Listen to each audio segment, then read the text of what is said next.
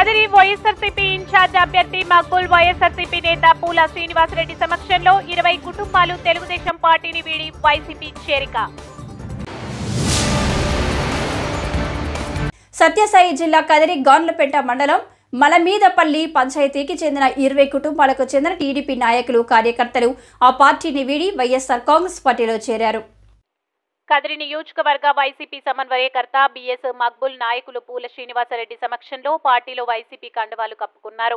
పార్టీలో చేరిన వారిలో వేం నారాయణ, విజయభాస్కర్, హరినాథ్ రెడ్డి, నారాయణ, తేజ్, మహేష్, పురుషోత్తం తదితరులు ఉన్నారు.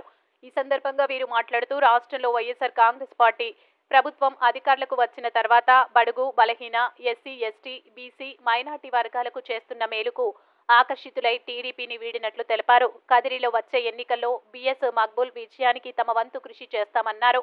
ఈ కార్యక్రమంలో పలువురు వైసీపీ నాయకులు, కార్యకర్తలు తదితరులు పాల్గొన్నారు.